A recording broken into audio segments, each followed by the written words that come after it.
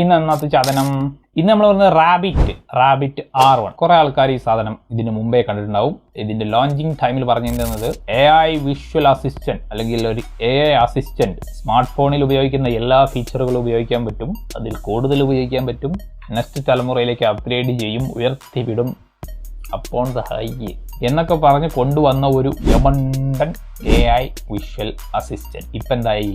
ഇപ്പൊ ഉപയോഗിച്ച് നോക്കിയവർ പറയുന്നു ദിസ് ഈസ് ജസ്റ്റ് എ സോപ്പും പെട്ടി, വെറും സോപ്പും പെട്ടി മാത്രമാണ്. അതായത് AI അസിസ്റ്റന്റ് ഉണ്ടോയെന്ന് വെച്ചാൽ AI അസിസ്റ്റന്റ് ഒക്കെ ഉണ്ട്. നമുക്ക് OpenAIയിലോ ഗൂഗിൾ ജെമിനിയിലോ അല്ലെങ്കിൽ ChatGPTയിലോ ഒക്കെ കിട്ടുന്നതിൻ്റെ വേർഷൻ്റെ കുറച്ചും കൂടി താഴ്ന്ന വേർഷൻ ഈ $200 ചിലവാക്കിയിട്ട് ഈ സാധനം വാങ്ങി കൈ പിടിച്ച് ചാർജ് ചെയ്ത ഒരു ദിവസം 2 വട്ടമൊക്കെ ചാർജ് ചെയ്യണം. ചാർജ് ചെയ്ത് ഉപയോഗിച്ചാൽ നമുക്ക് ഇങ്ങനെ ഒരു AI അസിസ്റ്റന്റിന് കിട്ടും. ഫസ്റ്റ് ഇതിൻ്റെ ബിൽഡ് എന്ന് പറയാനൊന്നുമില്ല.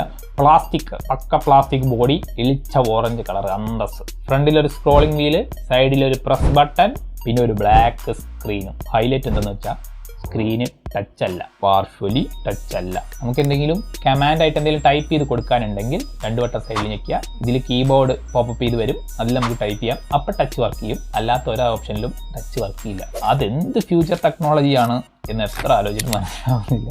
ഫ്യൂച്ചറിസ്റ്റിക് പ്രൊഡക്റ്റ്, ഭാവി ഇളക്കി മറിക്കും എന്നൊക്കെ പറഞ്ഞിട്ട് കൊണ്ടുവന്ന പ്രൊഡക്റ്റിൽ ടച്ച് സ്ക്രീൻ ഇല്ല. അപ്പോൾ ഇതിൻ്റെ ഫീച്ചേഴ്സ് ഒക്കെ എങ്ങനെ ആക്സസ് ചെയ്യുന്നു വെച്ചാൽ സൈഡിൽ ഒരു ബട്ടൺ കൊടുത്തിട്ടുണ്ടല്ലോ, ആ ബട്ടണിൽ ഞെക്കി പിടിച്ചിട്ട് നമ്മൾ കമാൻഡ് ചെയ്താൽ വെതർ അപ്ഡേറ്റ് എന്താണോ അല്ലെങ്കിൽ എന്തെങ്കിലും കാര്യങ്ങളെ കുറിച്ച് ചോദിച്ചാലോ എന്തെങ്കിലും നമുക്ക് അറിയാനുള്ള ഇൻഫർമേഷൻസിനെ കുറിച്ചിട്ട് ചോദിച്ചാൽ ആ വോയിസ് കേട്ടിട്ട് ChatGPTയിലും OpenAIയിലൊക്കെ നമുക്ക് എങ്ങനെയാണ് റിപ്ലൈ തരുന്നത് അതിൽ കുറച്ചുകൂടി താഴ്ന്ന ലെവലിലുള്ള റിപ്ലൈ നമുക്ക് കിട്ടും. ഇതിന് നമ്മൾ $200 കൊടുത്തിട്ട് ഈ സാധനം വാങ്ങി കയ്യിൽ പിടിച്ച് നടക്കണം. അതും ദിവസം 2 നേരം ചാർജ് ചെയ്യും വേണം. നല്ല ബാറ്ററി ബാക്കപ്പ് കിട്ടും. ബോക്സ് എടുക്കുക, 2 കുളിക്ക് മെനുവിലേക്ക് വരും. പണ്ടത്തെ നോക്കിയ 1 ഫോണിൻ്റെ ഒക്കെ മെനു വരുന്ന മാതിരി ഒരു ലിസ്റ്റ് ഓഫ് മെനു വരും. അതിൽ ഈ സ്ക്രോളിംഗ് വീൽ ഇല്ലേ, അതിൽ കൊടുത്തുള്ള സ്ക്രോളിംഗ് വീൽ, ആ സ്ക്രോളിംഗ് വീൽ ഇങ്ങനെ ഉരുട്ടി കഴിഞ്ഞാൽ ഓരോ മെനുവിലേക്കും വരും. അതിന് ഏത് മെനു വേണ്ടതെന്ന് നിർത്തിയിട്ട് സൈഡ് ബട്ടൺ അമർത്തി ആ മെനുവിലേക്ക് പോകും. ഈ മെനുവിൽ കയറിയുള്ള ഓപ്ഷനുകൾ എന്താണെന്ന് വെച്ചാൽ 4 ആപ്പുകളെ ഇതിൽ വർക്ക് ചെയ്യുന്നുള്ളൂ. ഒന്ന് സ്പോട്ടിഫൈ, മറ്റൊന്ന് ഊബർ, പിന്നെ വേറെ ഏതൊക്കെ 2 ലോട്ടിലെടുത്ത സാധനങ്ങൾ. ഇത് വെച്ചിട്ട് വേണം കളിക്കാൻ. പിന്നെ ഈ ഫ്യൂച്ചറിസ്റ്റിക് പ്രൊഡക്റ്റിൽ ഒരു ക്യാമറ ഉണ്ട്, 360 കറങ്ങും എന്നൊക്കെ പറയുന്നു. 360 മൊത്തം കറങ്ങിയില്ലെങ്കിലും ഏകദേശമൊക്കെ കറങ്ങുന്ന ഒരു ക്യാമറ. ഈ ക്യാമറയുടെ പ്രധാന ഹൈലൈറ്റ് എന്തെന്ന് വെച്ചാൽ ഇത് വെച്ച് വീഡിയോയോ ഫോട്ടോയോ എടുക്കാൻ പറ്റില്ല. പിന്നെ എന്തിനാ ക്യാമറ?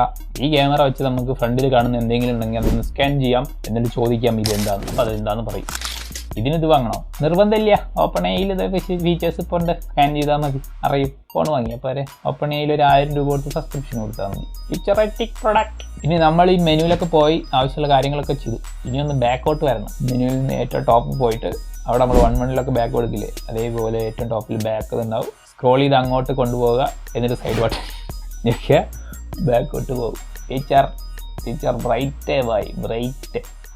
പിന്നെ ഇതിൻ്റെ കൂടെ അല്ലെങ്കിൽ ഇതിൻ്റെ തൊട്ട് മുമ്പേ ഒരു പ്രൊഡക്റ്റും കൂടി ഇറങ്ങിയിരുന്നു, AI പിൻ എന്ന് പറഞ്ഞിട്ടൊരു നമ്മുടെ മൈക്കയുടെ പോലെ ഇവിടെ കുത്തി ഉപയോഗിക്കാൻ പറ്റിയ സാധനം. 1,25,000 ആ റേഞ്ചിലാണ് വില. ഇത് മാത്രമല്ല, അത് വാങ്ങിയിട്ട് അതിൻ്റെ ഒരു വർഷത്തെ സബ്സ്ക്രിപ്ഷൻ എടുക്കണമെങ്കിൽ 10,000-15,000 രൂപ വേറെയും കൊടുക്കണം. എന്നാൽ മാത്രമേ ആ സാധനം പ്രവർത്തിക്കുള്ളൂ. എന്ത് ചെയ്യും? മുമ്പിൽ കാണുന്നത് എന്താ, മുമ്പിൽ നടക്കുന്ന എന്തൊക്കെയെന്നൊക്കെ ഒരാൾ പറഞ്ഞു തരും പോലെ പറഞ്ഞു തരും. പിന്നെ ഇത് ചിലപ്പോൾ കണ്ണ് കാണാത്തവർക്ക് ഭയങ്കര ഉപകാരപ്പെട്ട ഒരു സാധനമായിരിക്കും. ചിലപ്പോൾ ഒരു പരിധി വരെ 1 ലക്ഷം ചിലവാക്കാൻ കയ്യിൽ അത്രയുള്ളവർക്കാണെങ്കിൽ ജസ്റ്റ് ട്രൈ ചെയ്യാം. $200 ചിലവാക്കാനുള്ളവർക്ക് ഇതും ട്രൈ ചെയ്യാം. ഇനി ഇത്രയും പറഞ്ഞത് എന്താണെന്ന് വെച്ചാൽ ഇതിൻ്റെ ലോഞ്ചിങ് ടൈമോ അല്ലെങ്കിൽ ഇൻട്രൊഡ്യൂസിങ് ഒരു ഇനാഗുറേഷൻ പോലെ നടത്തിയ സമയത്ത് next generation product, AI innovation, smart ഫോണിന് ഇങ്ങനെ കോമ്പറ്റീഷൻ കൊടുക്കുന്നു എന്നൊക്കെ പറഞ്ഞിട്ട് അവതരിപ്പിച്ചൊരു സാധനമാണ്. ഇത്രയെങ്കിലും നമ്മൾ തിരിച്ചു പറയണ്ടേ? ഇങ്ങനെ സാധനം ലൊട്ടിലെടുത്ത് സാധനം കൊടുന്ന് അവതരിപ്പിച്ച ഭാവിയിൽ ഇത് ചിലപ്പോൾ അടിപൊളി സാധനമായിട്ട് വരുമായിരിക്കും. ബേസിക് പ്രൊഡക്റ്റ് അവരിങ്ങനെ കൊണ്ടുവന്നെങ്കിലും ഭാവിയിൽ ചിലപ്പോൾ എല്ലാ AI ഫീച്ചേഴ്സും ഒരുമിച്ച് യൂസ് ചെയ്യാൻ പറ്റുന്ന ഒരു സിസ്റ്റമായിട്ട് ഇതിനെ മാറ്റിയെടുക്കാം. ഇപ്പോൾ at present it is a lot. പൈസ കൊടുത്താൽ സാധനം വാങ്ങേണ്ട യാതൊരു കാര്യവുമില്ല. OpenAIയോ ChatGPTയോ എടുത്താൽ സബ്സ്ക്രിപ്ഷൻ ഇല്ലാതെ തന്നെ ഈ OpenAIയോ ChatGPTയോ ഉപയോഗിക്കുന്ന ഫെസിലിറ്റി മാത്രമേ ഇപ്പോൾ അതിൽ കിട്ടുള്ളൂ. ഭാവിയിൽ ചിലപ്പോൾ അപ്ഡേഷനിൽ ചിലപ്പോൾ കുറേ കിട്ടുമായിരിക്കും. എങ്കിലും ഈ OpenAIയിലും ChatGPTയിലും ഉള്ള ഫീച്ചേഴ്സ് മാത്രമേ അതിൽ ഈ അടുത്തൊക്കെ വരാൻ സാധ്യതയുള്ളൂ. ഓക്കെ, നിങ്ങളുടെ അഭിപ്രായങ്ങൾ എന്തായാലും ഞാൻ പറഞ്ഞുള്ള മിസ്റ്റേക്കുകൾ എന്തെങ്കിലും ഉണ്ടെങ്കിൽ അതൊക്കെ കമൻറ്റ് ചെയ്യുക. വീഡിയോ ഇഷ്ടപ്പെട്ടാൽ ഒന്ന് ലൈക്ക് ചെയ്യുക, ചാനൽ ഒന്ന് സബ്സ്ക്രൈബ് ചെയ്ത് സപ്പോർട്ട് ചെയ്യുക. Thank you.